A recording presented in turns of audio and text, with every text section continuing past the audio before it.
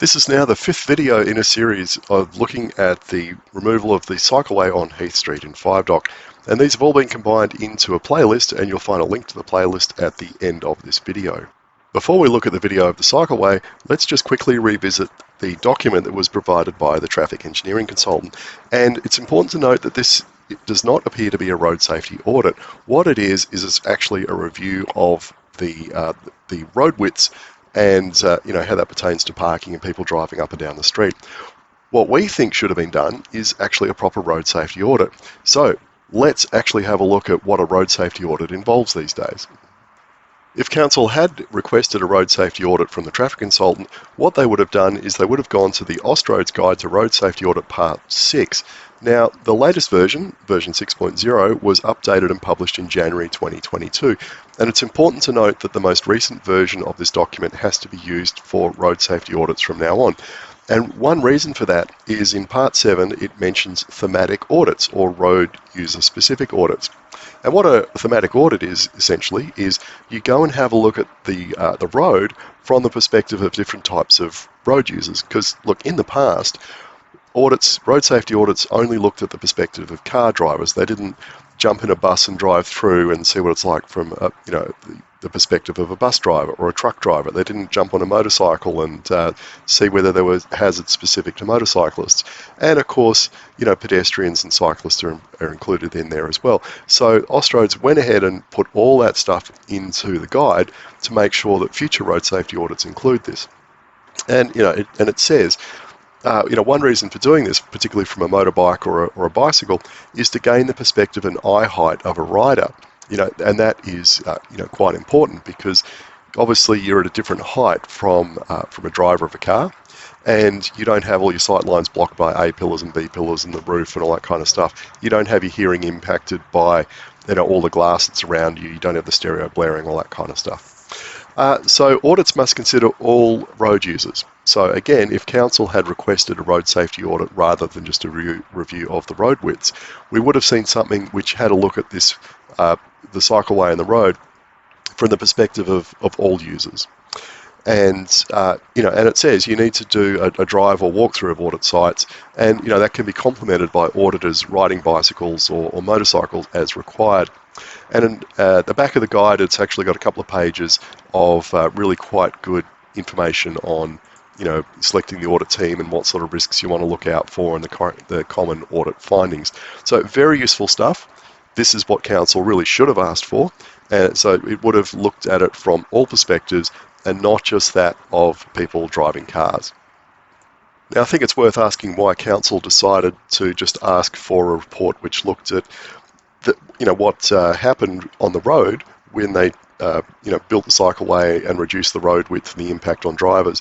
Why the scope wasn't widened to include a full road safety audit which would look at what was the impact on cyclists and pedestrians. Because maybe council wanted something quickly, maybe they deliberately narrowed the scope so that it's only impacted on drivers. For whatever reason, there is no thematic audit here of the impact on cyclists. Now, if there was, I think the report would have clearly said that there are in fact a number of risks that the building of the cycleway actually reduces greatly or eliminates. Now, obviously the first thing it does is the cycleway eliminates the risk of aggressive close passes going uphill, because you've got nice big concrete islands and then parked cars between you and drivers that are going hooning up Heath Street. So that risk is completely gone. Now, another risk it greatly reduces is the risk of dooring. Now, most doorings happen when the driver opens the door without looking in the mirror and checking behind them. But yes, it is always possible that in the cycleway, if you're hugging the concrete blocks, the passenger might open the door and take you out.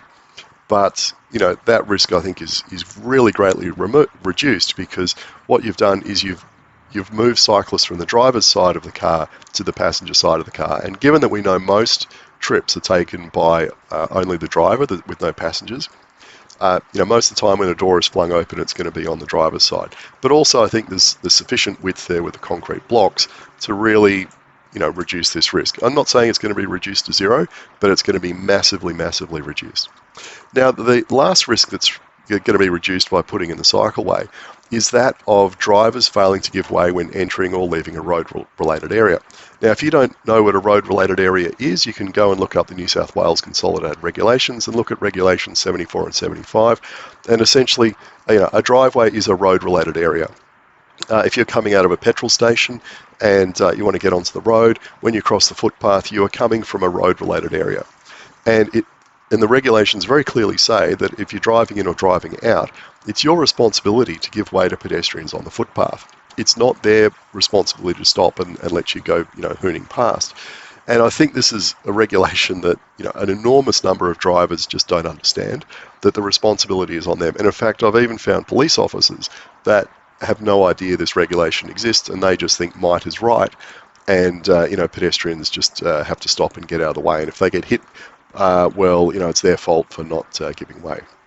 But by building a cycleway there, it's now completely obvious there's going to be cyclists coming up and down the road, and hopefully drivers will, give way when they're entering or leaving their driveways to both pedestrians and cyclists. Now, of course, there is a risk of them not seeing them, but that's another matter entirely. But let's go and have a look at the video. Now, this is in no way, shape, or form a thematic audit. It's not carried out by qualified road safety auditors or traffic engineers or anything like that. And of course, another problem with it is they're only writing up here twice.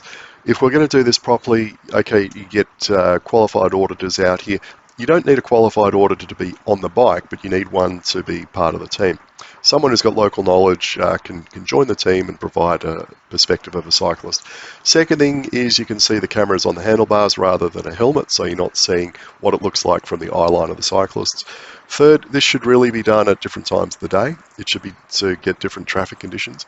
It should be done on different days, again, to get different conditions with parking, because, for instance, on days when there's either soccer training or soccer games on at Timbrell Park, all the streets around the area are just chock-a-block with cars. Again, you could also do it during the day when everyone's at work and the streets are generally reasonably free of vehicles. You'd also want to do it at night, so you could see what it looks like with street lighting and all the rest of it, and see whether there's any problems there. But just notice, these cyclists are not tearing up this hill, and you've got to remember that a fair number of them are retired, late 60s or 70s, and so age doesn't really allow you to go tearing up hills at high speed. And that is something to remember. There might be 50 kilometres an hour speed limit out on the road there for drivers, but a lot of cyclists are going to be coming up this cycleway at 10 or 15 kilometres an hour. And if there is a risk of a collision, the first thing they're going to do is jam on the brakes and come to a stop very, very quickly. So if a resident does in fact come in or out of their driveway, without looking or without stopping and giving way, as per the road regulations, the cyclists can just jam on their brakes. Conversely, if a driver is going into their driveway and their view is blocked and they don't see a cyclist coming up the cycleway until the last minute, they've got a pedal on the floor called a brake, and they can just stand on that and bring their car to a halt very quickly if they're doing it slowly. If they want to drive into their driveway like Fangio, then obviously there's going to be issues. But common sense is just drive in slowly. It's pretty easy. Now, obviously, a big problem we've seen arise in the last 30 years or so is the great big increase in tall, big vehicles on our roads. We've gone from driving nice little four-door sedans like, Ford Falcons and Commodores and Camrys and stuff like that back in the 70s and 80s, to everyone wanting to now drive around in a behemoth, a Prado, a Pajero, a Land Cruiser, a Land Rover, something like that. And, they are so much more difficult to see over or around. Now, yes, if these things are parked in the street, they are going to cause problems for residents wanting to get in and out of their driveways. But that's not the fault of the cycleway. If people want to go and buy these great big lumbering things, that's on them. But why should cyclists suffer and be put at risk of injury or death because people want to park these things and then no one can see around them? That's a problem with the vehicles we're buying today. It's not a problem with the cycleway. So if council had specified that they wanted a thematic audit and they wanted someone to cycle up and down here a number of times and take some video and take some photos and get a good idea of what's going on, they could have gone back and analysed the video. They could have screenshotted it for each driveway, for instance, and then had a close look at it and said, well, is there an issue here with the sight lines of drivers or residents coming in and out of their driveways? And clearly, if you have a look at these clipped driveways that I've got here, what it shows is there's now nice clear sight lines. So it's eliminated the risk of a driver coming out of their driveway, having their view of the road blocked by a parked car up against the curb, and then pulling out and hitting a cyclist who's cycling up the hill because they're on the far side of the parked cars. Now they're on the inside of the parked cars. So the sight lines have been completely opened up to vulnerable users. Now, there's a trade-off there. What you've done is you've said we've shifted the risk of a driver or a resident hitting a cyclist out on the road to now there's a risk of a resident coming out and hitting a vehicle on the road. Okay, what's the difference there? Well, the cyclist is just flesh and bone with no protection around them. So a collision like that could range from being quite painful to quite catastrophic.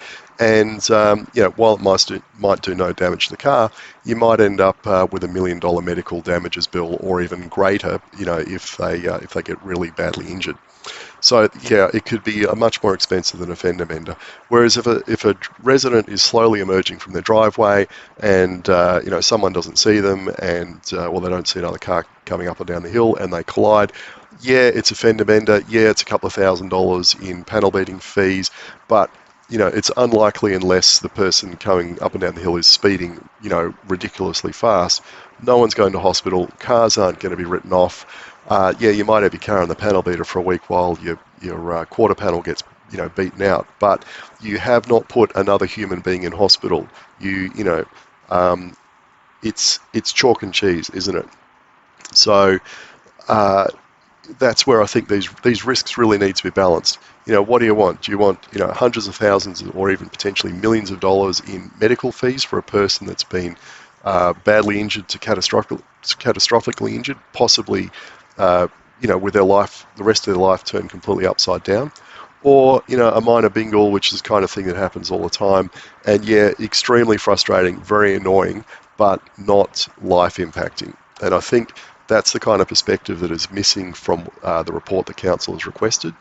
Council really should have thought about the scope there and taken a much broader view of what's going on here, of the risks and the impacts.